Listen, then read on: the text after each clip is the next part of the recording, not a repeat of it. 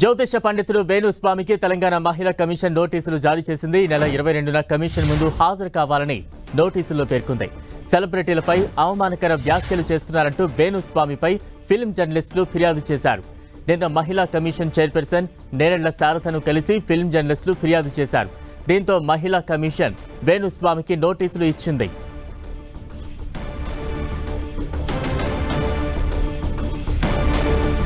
ఇక వేణుస్వామికి మహిళా కమిషన్ నోటీసులకు సంబంధించి మరింత అప్డేట్స్ అందించేందుకు మా ప్రతినిధి కిరణ్ సిద్ధంగా ఉన్నారు. కిరణ్, సోషల్ మీడియాలో ఫిలిం సెలబ్రిటీలు వ్యాఖ్యలు చేస్తూ పాపులర్ అయిన వేణుస్వామిపై చర్యలు తీసుకోవాలంటూ కొద్ది రోజుల క్రితం తెలంగాణ ఫిలిం జర్నలిస్టులు తెలంగాణ ఉమెన్ కమిషన్ చైర్పర్సన్ ని కలవడం జరిగింది. నేరెళ్ల శారదను కలిసి తాజాగా ఇటు ఫిలిం ఇండస్ట్రీకి సంబంధించిన నాగ చైతన్య, శోభిత ధూళిపాల ఎంగేజ్ సంబంధించి కూడా వీడియో సంబంధించి కూడా కొంత వైరల్ అవుతుంది. ఈ సంబంధించి అనుచిత వ్యాఖ్యలు చేస్తున్నట్టు కూడా వారు ఫిర్యాదు చేస్తున్న నేపథ్యంలో వారి ఫిర్యాదుని పరిగణలోకి తీసుకొని మహిళా కమిషన్ తాజాగా వేణుస్వామిని ఈ నెల 22న కమిషన్ ఎదుట హాజరు కావాలంటూ కూడా ఒక నోట్ సంబంధించిన సమన్లు కూడా జారీ చేయడం జరిగింది. గత కొద్ది రోజులుగా ఇటు ఫిలిం ఇండస్ట్రీకి సంబంధించి కూడా ఇటు వేణుస్వామి మధ్య కొంత వివాదం కొనసాగుతుంది. ఇటు ఫిలిం ఇండస్ట్రీకి సంబంధించిన సెలబ్రిటీలే కాకుండా రాజకీయ ప్రముఖులకు సంబంధించి కూడా జ్యోతిష్యం చెప్తూ కొంత ఫేమ్ అయిన వేణుస్వామికి సంబంధించి కూడా తాజాగా అతడి వీడియో సంబంధించి కావచ్చు సోషల్ మీడియాలో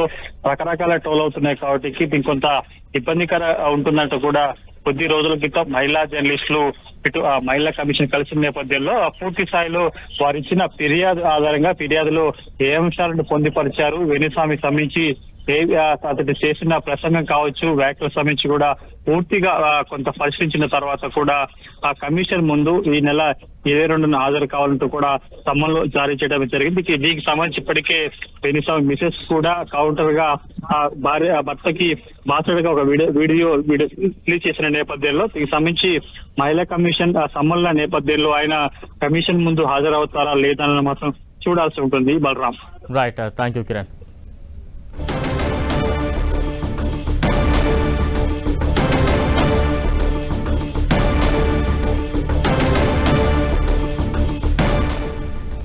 అయితే నేను వేణుస్వామి ఏమన్నారో ఓసారి చూద్దాం. రోజుల కింద నాగ చైతన్య, శోభిత ధూళిపాల జాతకాన్ని నేను విశ్లేషించడం జరిగింది. దాని మీద చాలా తీవ్రమైనటువంటి డిబేట్లు అవన్నీ సాగుతూ ఉన్నాయి.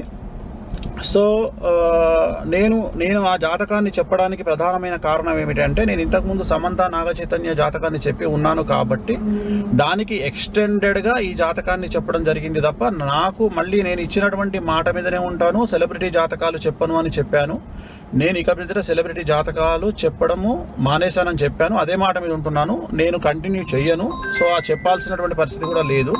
సో సెలబ్రిటీ జాతకాలు కానీ రాజకీయ విశ్లేషణలు కానీ నేను చెయ్యను అని చెప్పి మీకు నేను మొన్న 2 నెలల కింద నేను ఒక వీడియో పెట్టి ఉన్నాను.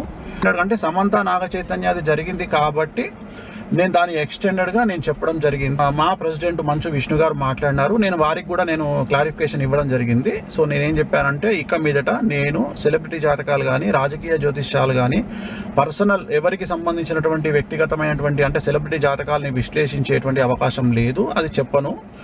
ప్రత్యేకించి నాగ చైతన్య గారి జాతకం చెప్పడానికి కారణం ఏంటి అంటే ఓన్లీ వన్ రీజన్ ఏంటంటే సమంత అది జరిగింది కాబట్టి దాన్ని ఎక్స్టెండెడ్గా దీన్ని మాట్లాడినాను. సో ఇక మీదట నేను సెలబ్రిటీ జాతకాలు చెప్పను అనే మాట మీదనే ఉంటున్నాను. నేను ఎక్కడ సోషల్ మీడియాలో వేరే వాళ్ళ జాతకాలని విశ్లేషించే ఉద్దేశము నాకు లేదు, నేను ఇక మీదట పెట్టను.